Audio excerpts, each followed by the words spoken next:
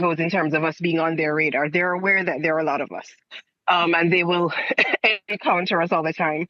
But in terms of the apocalyptic views and all of those things, when I've spoken to persons I've interacted with, my friends who are Catholic, I am the one who are telling them all of these things. They have never heard about it. But one of the challenges I've found, and why I describe advisors and persons like that as closed-minded, is the way that I grew up. Whenever I was handed a piece of Christian literature, the first thing I did was to flip to the back to see if it had been published by Inter-American Division Publishing or West Indies Union Press, or just confirming that it was Adventist literature. And if it wasn't, then very likely I wouldn't have read it.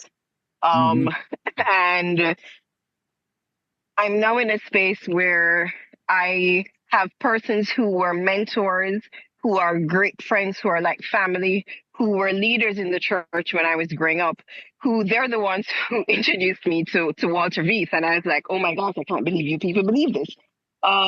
But I have great love and respect for these persons, but they still continue in that vein of being very discriminatory with what they read and what they're exposed to the point where I find that they're not able to discern or to appreciate other views because they don't interact with any other worldviews.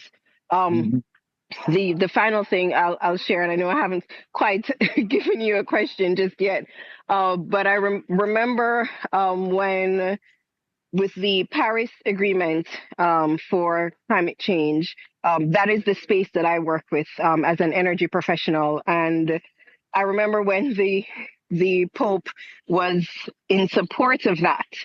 And so what I then heard from these same leaders of the church who were my mentors growing up was that this whole climate rhetoric is going to be used by the Pope to usher in the Sunday laws and to be a means of control for the world.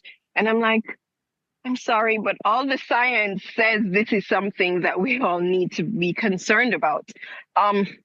So I guess with all of that, I don't know if there's anything to be said, to share with persons like that who are so limited in their worldview that they can't appreciate the benefit of any other denominations, any other religions, other than the thus saith the Lord through the lens of Adventist interpretation. I don't know what your thoughts are on that. Well, thank you very much for your comments. And yes, many have a tendency to only want to read what comes from our own sources.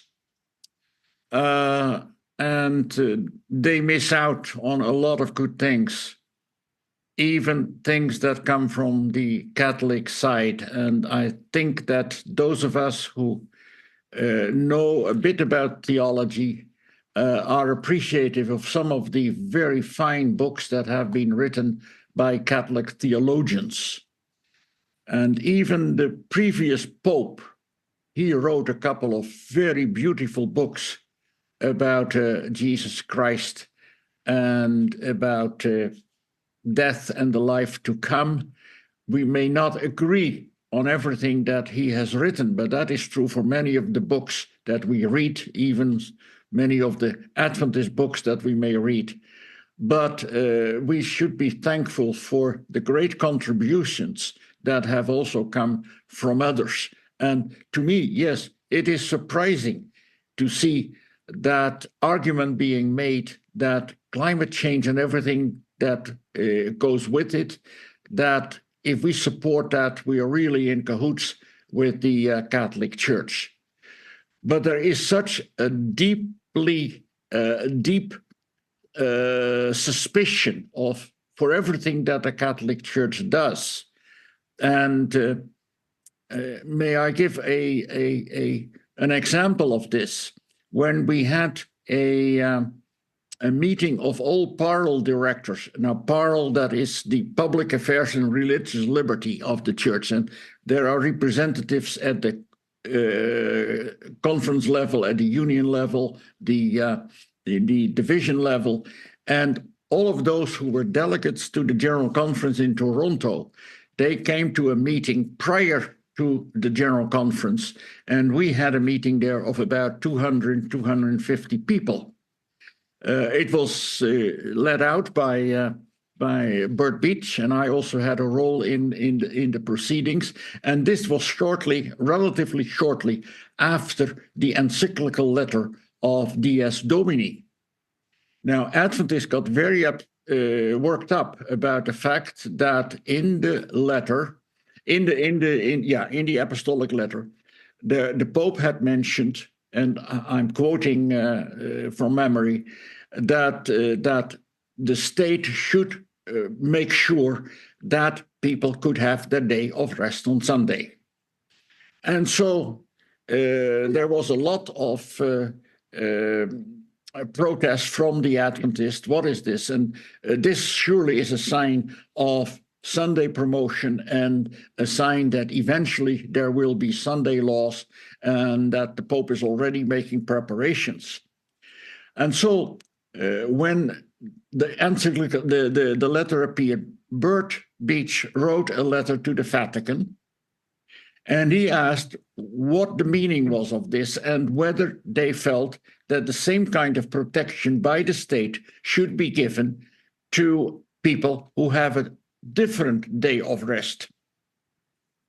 And then a few months later, there finally came an answer, and it was coming from the Department of the Protection of the Faith, and it said that it was apologetic and said that that should have been mentioned in the letter but of the Pope, but that was an oversight. And of course, the same protection should be afforded to people who have a different day of rest than the Catholic Church. Now, during that meeting, we distributed copies of the letter that was sent to the Vatican and copies of the letter that was received in return. More than half of the people who were present thought that the letter from the Vatican was actually a fabrication by Dr. Beach, because it was impossible that the Catholic Church should have said something like that. And this was such a tragic illustration of the fact that, facts sometimes don't matter. This is the idea that we have. The Catholic Church is just not able of doing anything positive and cannot be that generous as was expressed in that letter. Yeah, we have a long way to go. Revelation 17. And there came one of the 7 angels which had the 7 vials, and talked with me, saying unto me, Come hither. I will show unto thee the judgment of the great whore that sitteth upon many waters, with whom the kings of the earth have committed fornication, and the inhabitants of the earth have been made drunk with the wine of her fornication. So he carried me away in the spirit into the wilderness, and I saw a woman sit upon a scarlet-colored beast, full of names of blasphemy, having 7 heads and 10 horns.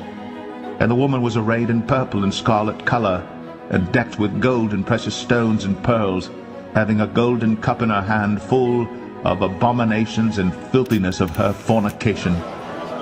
And upon her forehead was a name written, Mystery, Babylon the Great, the mother of harlots and abominations of the earth.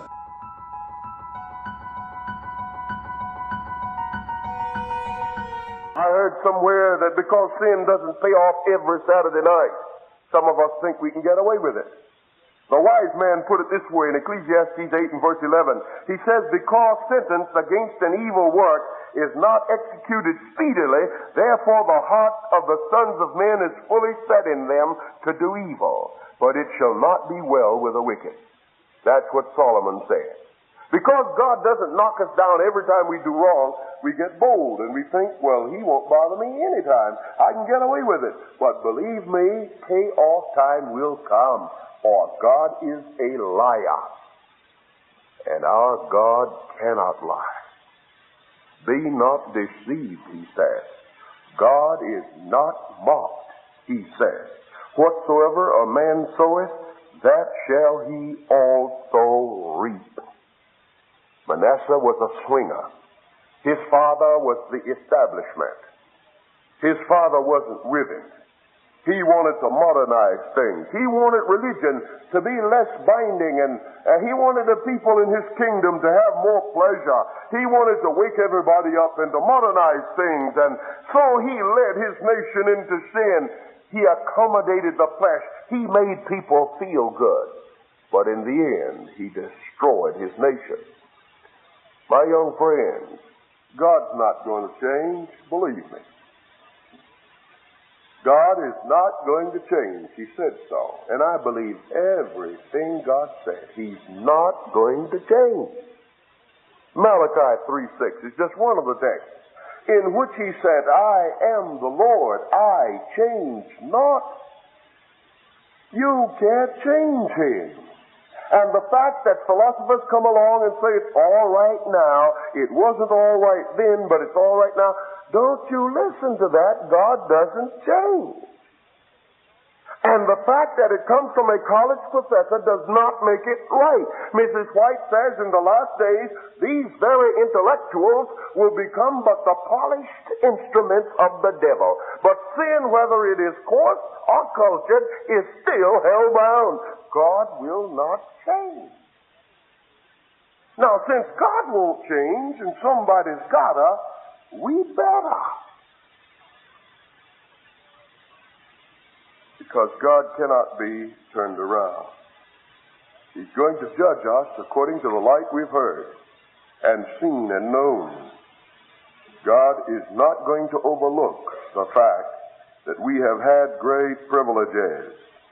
Now, repentance can bring salvation, and I'm going to close with these thoughts. Repentance can bring salvation, but we still have to pay. I suffer and have suffered for the last 25 years with a bad condition of sinusitis. And 2 or 3 or 4 times a year, it gives me a fit. You know how I got it? Disobeying my parents and going swimming at night. And the exposure brought on inflammation here, and for 25 years I've been paying. I've asked forgiveness for disobedience in every sin I've ever committed, and the Lord has forgiven me. I know that, but I'm paying.